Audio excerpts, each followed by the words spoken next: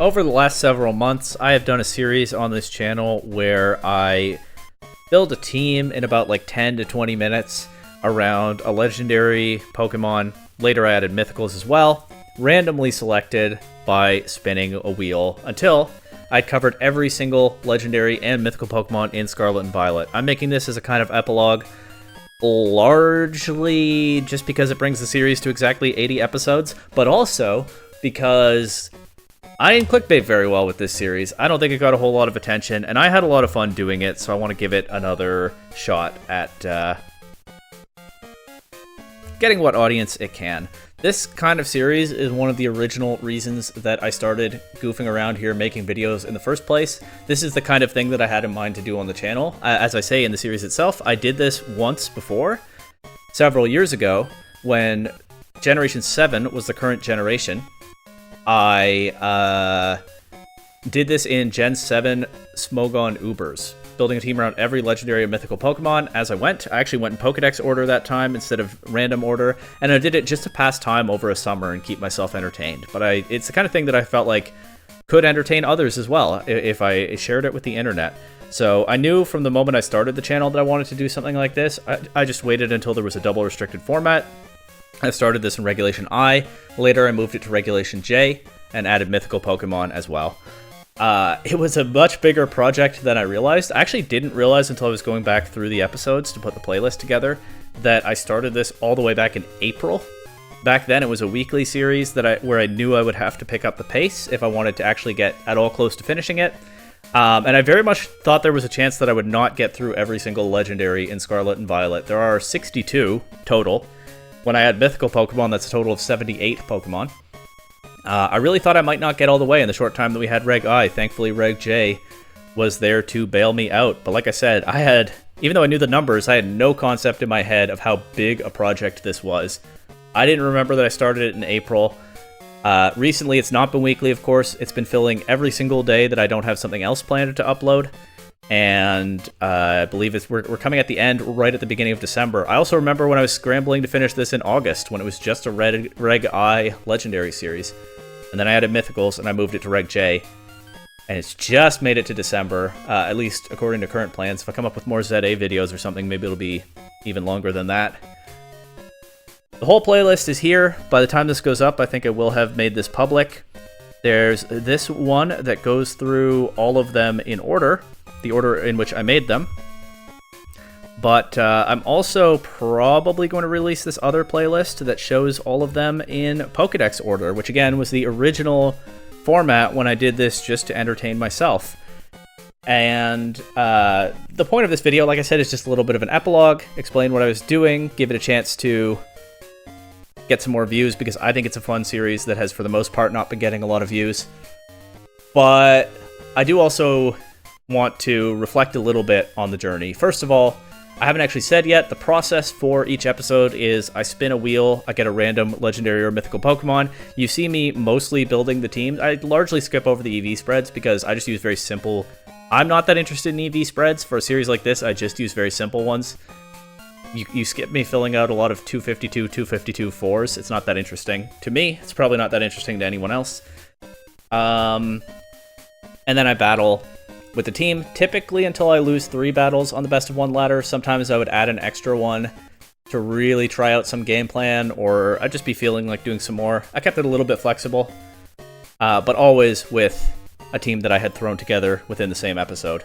I was thinking about doing a tier list. I could easily pull up a tier list of legendary and mythical Pokemon and try to rank how I feel about each episode, what my favorites were, and what my least favorites were. The thing about that is, again, there are 78 legendary and mythical Pokemon to go through. I don't remember some of these episodes very well. I've been doing this since April. So what I decided to do instead, I have this Pokedex order playlist here. I think I'm going to go through it and just kind of try to pick out a favorite episode from each generation of Pokemon.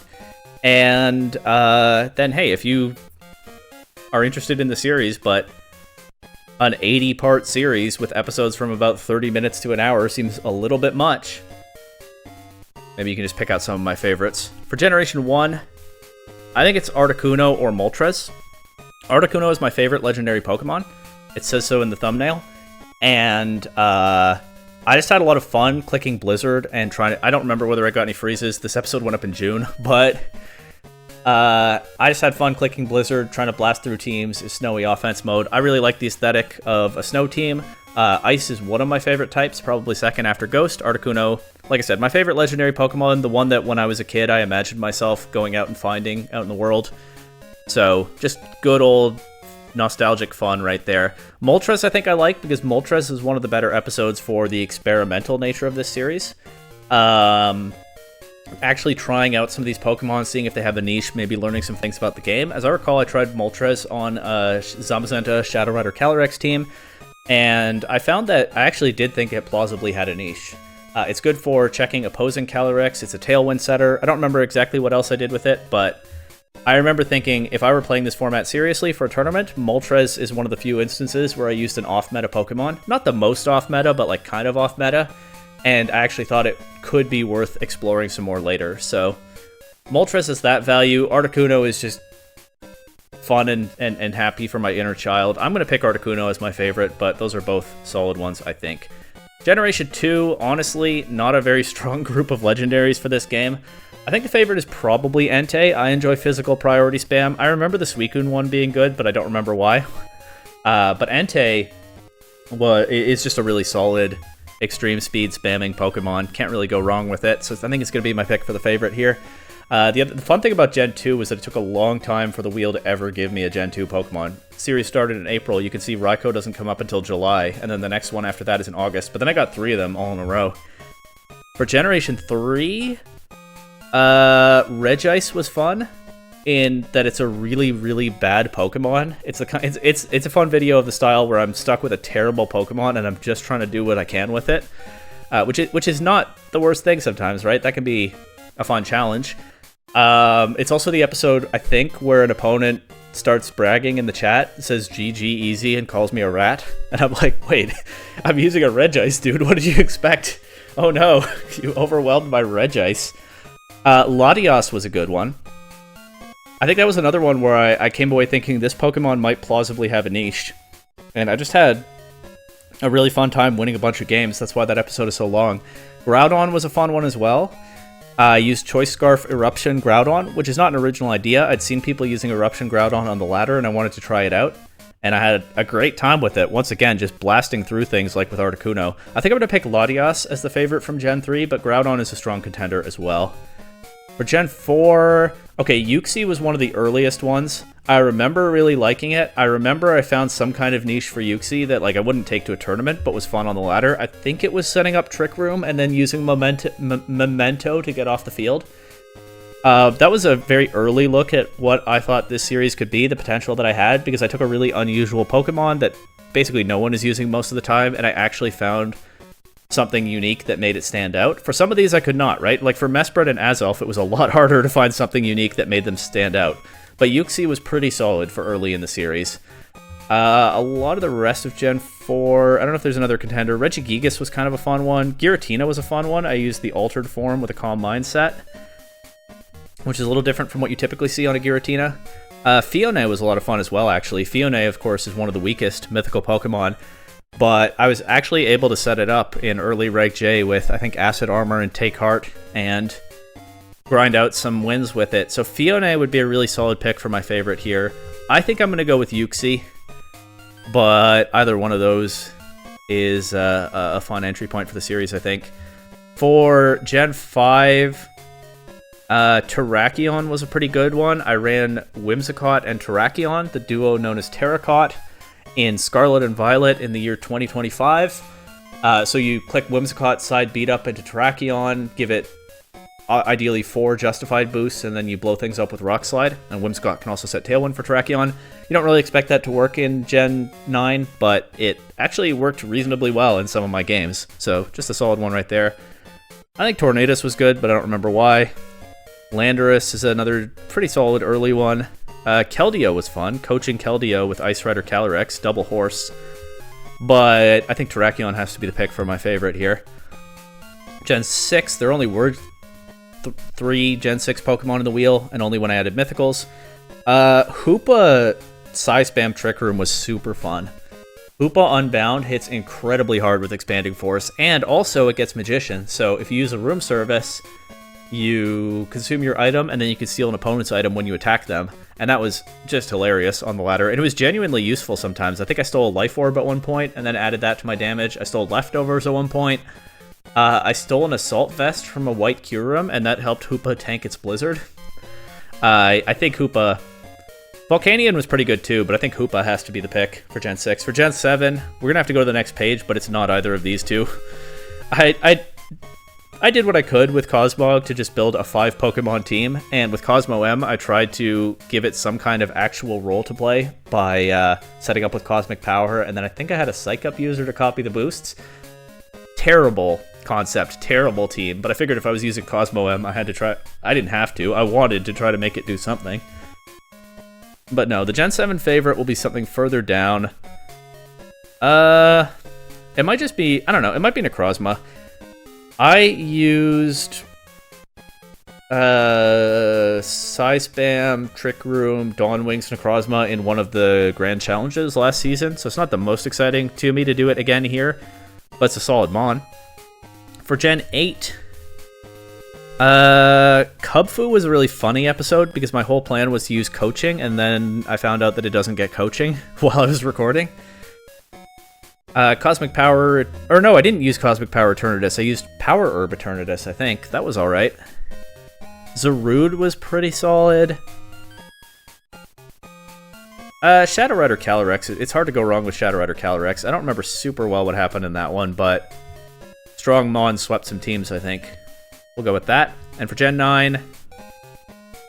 my Gen 9 favorite, Monkey Dory, is always funny because Wolf Glick once made a video calling it the worst legendary Pokemon, and he had a point, but opponents don't respect it. They just let it sit there on the field, spamming Fake Out and Acid Spray and sometimes poisoning things, so it can actually come in handy sometimes.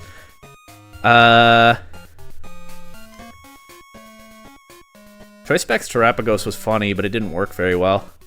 Oh, no, I think it's Calm Mind Miraidon. I think Calm Mind Miraidon was my favorite that I tried in Gen 9. Miraidon is such an offensive powerhouse. People don't really expect a Calm Mind set because it most often runs Choice Specs, but you get that thing set up, it can blow opponents away while being even harder to remove than the standard sets. So I think those are going to be my favorites per generation.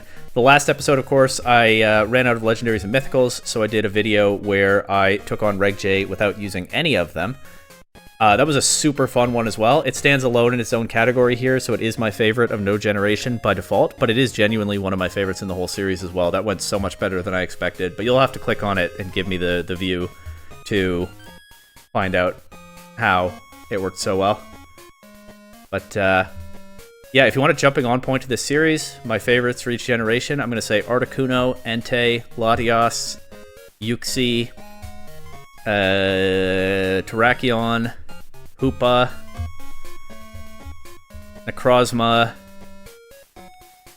Calyrex, and Miraidon. But there are a lot, and then of course, no more legends. But there are a lot of fun moments throughout, so please do check it out if you haven't yet. I had a lot of fun making it, but it was a huge project and I'm tired and I feel weird about being done with it. So we'll give it some time to rest for now. Finally, I did always say in the series, maybe I'll learn some things along the way. Did I learn things? I think to an extent I did. I think to some extent I just learned some insights about like why a particular Pokemon is good, why a particular Pokemon is not good, some things to look for when I'm building teams in the future. No More Legends was pretty interesting because that team performed way better than some of the ones that were built around legendaries and had full access to them. I think because I fell back on tried and true synergies that are proven to work in the meta, while I got a little bit more experimental with some of the legendary focus teams. Some Pokemon that look cool on paper, I got a first-hand look at why they're not consistent. But I think the biggest thing probably was just, there were a lot of videos here where I built a team around some core synergy that I thought looked strong on paper, but then when I got into actual battles and I didn't have experience with it, I got scared off of actually bringing it because the opponent would have some kind of answer and I would think, oh no, I have to cover for that. But then sometimes later in the video, I would force the main mode and it would work really well even in a matchup that looked iffy to me. So I feel like a lot of my VGC journey has to some extent been about genuinely believing in my Pokemon. I'm not kidding. Believing in the strength of my teams, having confidence that what I am using is good and that I can pilot it well. I guess that's a better way to put it. Confidence has been a thing to work on in my VGC journey, but I do kind of literally mean believing in my Pokemon, don't I?